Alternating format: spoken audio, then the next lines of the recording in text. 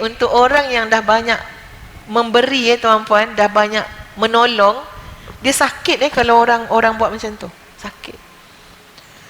Ya, dengan pompang-pompang, maknanya dah dengan bahasa apa semua, dia dah besar semua kan, semua dah kerja apa semua. Jadi Masya Allah, kecewa sangat seorang abang yang tatang adik daripada kecil ni, tiba-tiba yang dia dapat bukannya kata-kata pujian. Nak juga dengar pujian, betul tak? Sebagai manusia biasa nak juga kita dengar adik kita cakap ini abang terbaik ke, ya, ataupun alhamdulillah kita orang ada abang, nak juga dengar. Tapi tak, yang dapatnya adalah muhasabah, itu tak betul, ini tak kena. Jadi sebagai orang yang dah banyak menolong, memang rasa kecewa.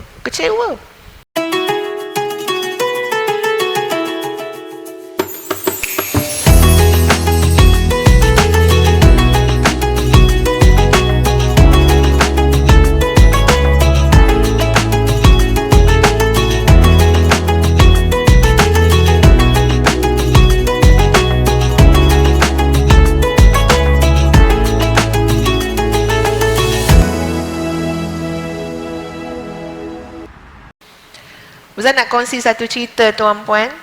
Mungkin cerita ni dapat pengajaran pada semua. Tengok dalam kehidupan masing-masing macam mana baiknya Allah Subhanahu Wa Taala untuk menerima amalan kita. Sebagaimana Allah menerima amalan orang-orang yang ikhlas. Kitanya tak berapa nak ikhlas. Ada orang Kelantan kat sini? Ya, kita tak berapa nak ikhlas, tapi Allah Subhanahu Wa Taala ikhlaskan amalan tu. Satu cerita tuan-puan, adalah seseorang tu, ni tak nak cerita nama sebenar kan, jangan tanya-tanya agak siapa tak payah agak-agak, ambil cerita je. Seorang lelaki meninggal ayah dia.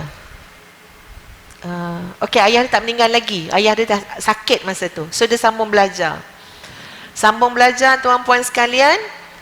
Sebab ayah tak berapa sihat, mak pun dah tua, jadi duit beasiswa ni digunakan untuk bantu mak ayah dan adik-adik.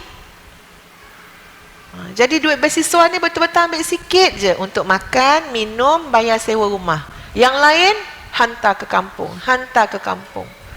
Mak tak payah kerja, mak pun uzur. Abah pun tak payah kerja, abah uzur. Ustazah nak ceritakan pengorbanan seorang anak. Sekarang pun banyak cerita-cerita dalam media sosial, anak berkorban tu lah, mak berkorban ni lah, ambil pengajaran. Lepas tu ayah dia meninggal. Ayah meninggal jadi tulang belakang si anak lelaki ni, kan? Jadi keluarkan duit adik ni sampai boleh sekolah, dapat belanja, pergi ziarah adik-adik ni dekat asrama, menggantikan ayah ziarah anak. Pergi ziarah, bawa biskut, biskut Mary lah, apalah, pergi. Jadi abang tu dah bertindak macam seorang ayah dah. Dia ambil sikit je, yang lain semua untuk mak adik-adik. Abah dah meninggal. Adik daripada kecil sampai masuk universiti, daftar adik universiti, hantar macam mak dan ayah buat, pergi hantar. Convocation adik-adik, pergi. Tapi subhanallah, bila adik-adik dah besar, satu hari dalam perhimpunan keluarga mereka, adik-adik ni macam sepakat pula komen abang dia. Kata jangan campur urusan hidup kami, jangan asyik suruh kami. Suruh kan suruh apa? Suruh pergi masjid dia sembahyang jemaah. Jangan gini. Untuk orang yang dah banyak memberi tuan-puan, dah banyak menolong, dia sakit kalau orang buat macam tu. Sakit. Ya, dengan pompang-pompang, maknanya dah dengan bahasa apa semua, dia dah besar semua kan, semua dah kerja apa semua. Jadi Masya Allah, kecewa sangat seorang abang yang tatang adik daripada kecil ni, tiba-tiba yang dia dapat bukannya kata-kata pujian. Nak juga dengar pujian, betul tak? Sebagai manusia biasa nak juga kita dengar adik kita cakap ini abang terbaik ke, Ya, ataupun alhamdulillah kita orang ada abang, anak juga dengar, tapi tak. Yang dapatnya adalah muhasabah. Itu tak betul, ini tak kena. Jadi sebagai orang yang dah banyak menolong, memang rasa kecewa. Kecewa. Rasa nak marah. Dia punya nak marah tu tuan-puan sampai tak boleh duduk dah kat rumah tu. Nak balik terus ke rumah dia. Tadi duduk kat rumah keluarga kan, kat rumah mak bapak dulu. Nak balik. Sebab apa? Sebab nak marah. Memang tak kenang budi ni budak-budak ni. Macam itulah ayat yang keluar. Oi, dia dulu tu kita ni, dia sampai catu makanan nak bagi dia tu belajar. Keluar semua tuan-puan, semua keluar. Masa keluar tu pasti sangat sakit. Kenapa? Sebab kita sebut balik budi yang kita telah buat, pengorbanan yang kita dah buat. Dia sangat kecewa tuan-puan sekalian. Sampai dia kata apa? Dia janji dah, mulai hari ni tidak ada bantuan lagi disalurkan. Ni kau ingat cerita Sayyidina Abu Bakar pun ada juga orang yang fitnah anak Sayyidina Abu Bakar, Sayyidatina Aisyah radhiyallahu anha, adalah orang termasuk juga di kalangan orang-orang yang Sayyidina Abu Bakar tolong. Bila jadi macam tu, Sayyidina Abu Bakar bersumpah tak nak tolong lagi dah, nak hentikan bantuan. Itu fitrah manusia. Sebab apa? Sebab tak padan. Aku tolong kau, kau buat aku macam ni. Jadi cerita laki-laki tadi tuan-puan, memang dia sakit hati, kecewa, marah, bahkan buat satu keputusan takkan bantu lagi dah. Jadi tuan-puan sekalian, nak buat macam mana ni orang tengah marah ni kan, ya? Ustazah ni ada berkait juga dengan keluarga ni. Jadi bila ustazah mendengar cerita tersebut daripada orang yang terdekat dengan laki-laki ni, ustaz kata ustaz dah nak bagi nasihat sikit kat dia. Sebab nampak dia macam memang down ya tuan-puan ya. Sebab dia fikir, baiklah duit-duit tu dulu dia belikan gelang anak bini dia. Sampai cakap macam tu tuan-puan. Baik aku pergi beli kereta besar, baik aku buat rumah besar, tapi nikah nak sara adik-adik lah ni, gelang bini pun tak boleh nak beli. Jadi sebut semua. Jadi dia kata tak apalah, saya nak cakap lah dengan dia. Saya cakap dengan dia. Antara yang saya cakap lah tuan-puan sebab nak melegakan hati orang tengah marah. Saya kata dengan dia, katalah saya panggil dia tuan lah ya. Tuan, pada pandangan ustazah lah, rasanya ini dah hari Allah nak bungkus dah amalan tu, nak buat naik. Saya cuba cakap macam tu lah, bahasa yang orang senang faham kan. Saya kata ni pandangan ustazah. Saya dah dengar cerita daripada keluarga dia. Ustaz rasa sampai dah masanya Allah nak bungkus dah amalan tu, nak buat naik. Sebab apa?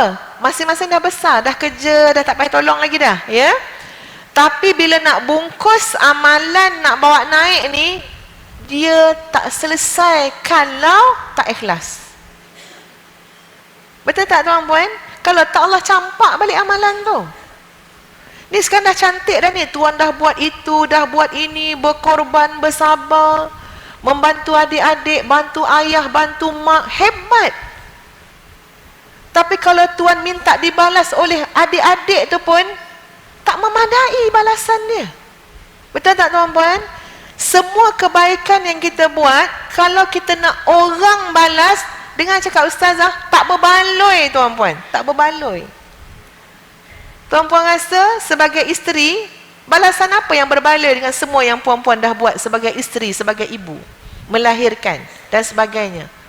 Rumah 5 tingkat, tak berbaloi. Loteh kita punya lutut nak naik, turun naik.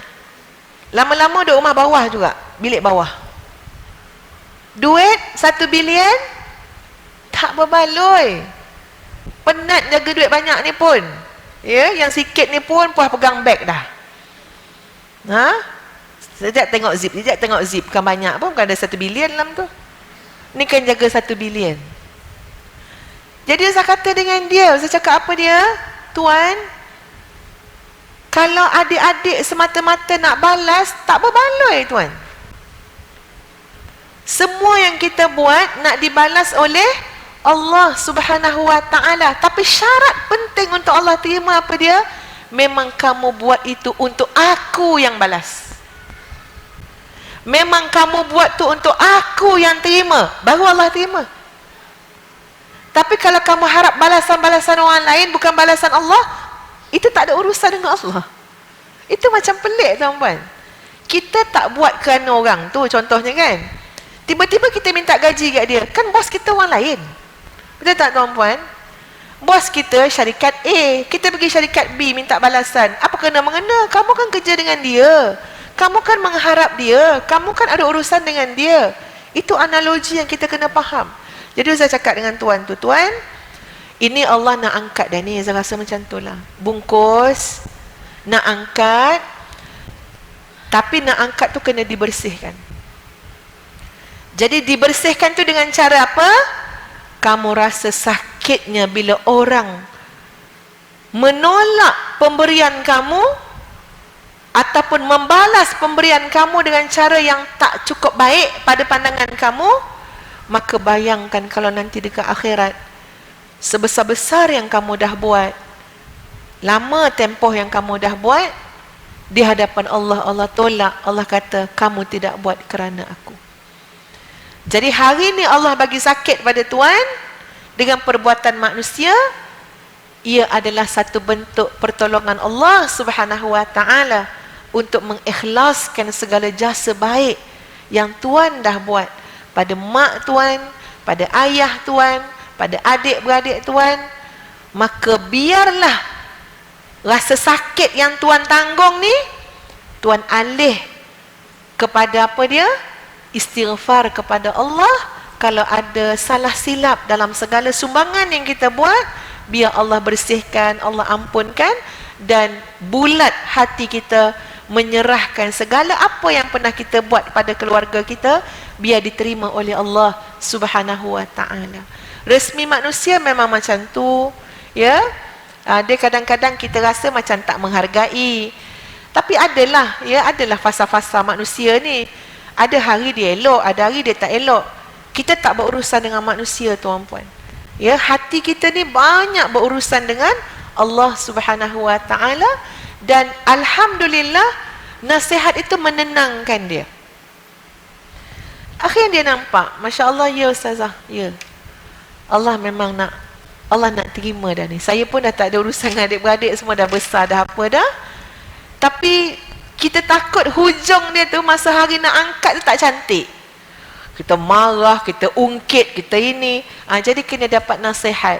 Dah istighfar banyak-banyak, mengharap pada Allah, ya Allah, sakitnya aku bila perbuatan baik aku ditolak oleh manusia, maka janganlah engkau juga tolak apa yang aku pernah buat. Ya, ubatlah ya Allah, rawatlah ya Allah dengan menerima segala kebaikan yang engkau takdirkan aku dapat buat kebaikan tersebut.